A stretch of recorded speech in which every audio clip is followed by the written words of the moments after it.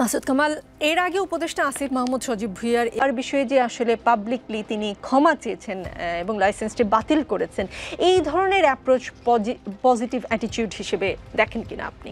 শুনুন, এটা কোনো অ্যাপ্রোচই না, কোনো জাস্ট কোনো অ্যাপ্রোচই না। এটা কি অ্যাপ্রোচ?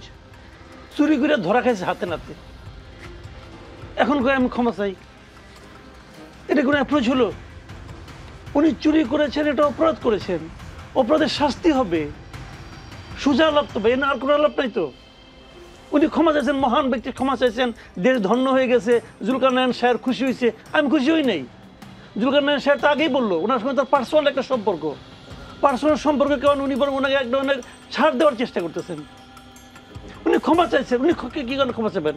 অন্যায় কি উনি করছেন? ওনার বাপ করছে, ওনার পিতা অন্যায় করছে, উনি তো অন্যায় করেন নাই, উনি ক্ষমা চাইবেন কেন?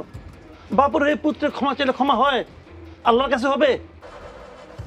আল্লাহর কাছে হবে? আমি মনে করি অন্যায় করলাম, আমার বাপ বললো আমার পোলা নামাজ রোজা পড়া নেই, ওনার হয়ে আমাকে, আমি ওনার হয়ে ক্ষমা চাচ্ছি, আল্লাহ ক্ষমা করবো?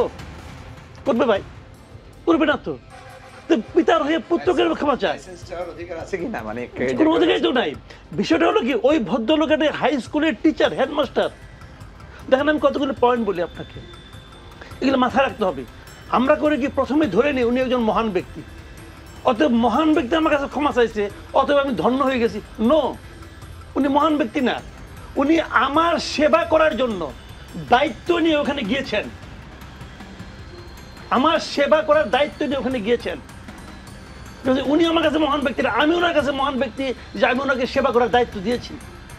জিনিসটাকে এভাবে দেখতে হবে, না দেখলে হবে ওনার হাব ভাব ভাবভঙ্গি সেরকম মনে হয় না। কিন্তু মাসুদ কামাল গত 15-16 বছর এই অথরিটি নিয়ে এই প্রশ্নগুলো করতে পেরেছেন কিনা সেই প্রশ্ন কিন্তু আপনাকে করা হবে। অবশ্যই করব, আমি সবসময় এই অথরিটি নিয়ে প্রশ্ন করি।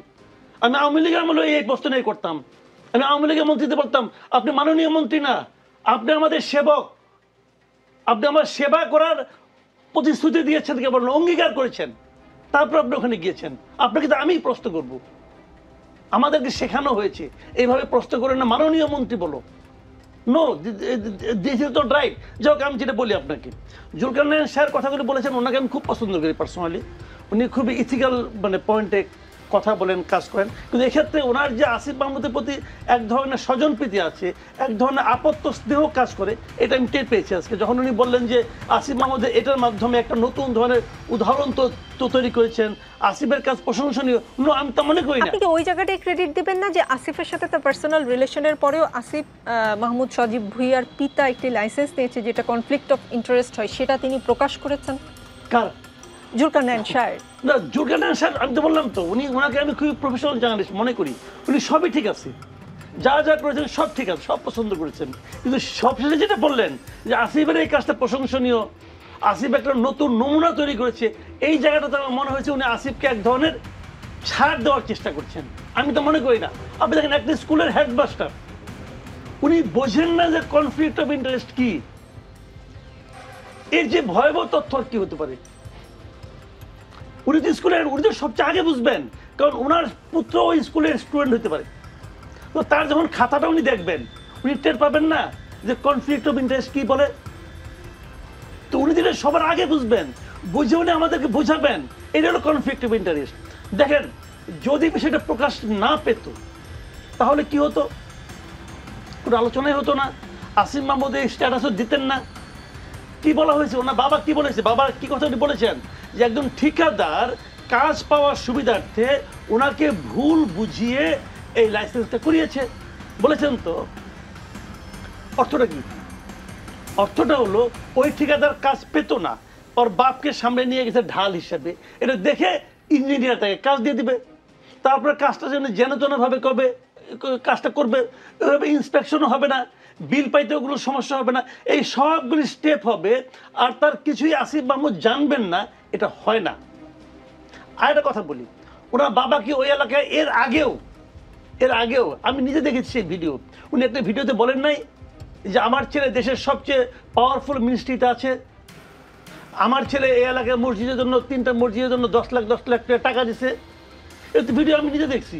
বাদ দেন ওইটা, কয়েকদিন আগে ওখানে এনসিপির একটা মিটিং হয়েছে ওই মুরাদনগরে, সেই আমি কালবেলা পত্রিকা সেই দেখলাম, এটা পোস্টার দেখলাম, সেই পোস্টারে এনসিবির মিটিংয়ে প্রধান অতিথিকে বিল্লাল হোসেন। কোন যোগ্যতায়, কোন যোগ্য? সে কি এনসিপি করেন না। উনি একটা স্কুলের হেডমাস্টার, কিন্তু একটা স্কুলের হেডমাস্টার কিভাবে, এটা ফুল টাইম জব, কিন্তু এটা স্কুলের হেডমাস্টার কিন্তু ফুল টাইম জব। ম্যাথমেটিক্সের টিচার কিছুক্ষণ চাকরি করে, তারপরে যে প্রাইভেট পড়ায়।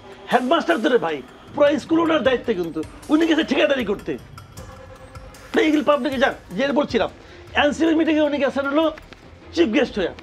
আসিফ মাহমুদকে এনসিপি করেন না। এনসিপিকে আসিফ মাহমুদের দায়িত্ব নেয় না। তাহলে আসিফ মাহমুদের বাবা ওখানে চিফ গেস্ট হয়ে গেছে, এটা আসিফ মাহমুদ জানে না? বাবা কিন্তু বলতে পারতো তোমার এটা যাওয়া ঠিক হয় না, তুমি কি কারণে যাচ্ছ। আসিফ মাহমুদ বাবাকে বলে নাই আপনারা চাইলে আমার ছেলে এখান থেকে ইলেকশন করবে? এটা ভিডিও আছে, এটা আসিফ মাহমুদ দেখে নাই? ওইগুলি নিয়ে জুলকারনাইন শাহের যেহেতু কিছু বলে নাই, জুলকারনাইন শাহের তো একটা বড় ফিগার, ছোট ছোট লোকজন বলছে, শাহের যেহেতু বলে নাই অতএব তারও ক্ষমা চাইতে হয় নাই। এখন শাহের সাহেব বলছে ও জানে এটা যদি আমি রিয়েক্ট না করি শাহের আবার আমার পেছনে লাগবে, আমি কোন বিপদে পড়ি, এই জন্য এখন ক্ষমা চাইছে। বিরাট আমরা জাতি হিসেবে ধন্য হয়ে গেছি। জি, মুজিবুর রহমান।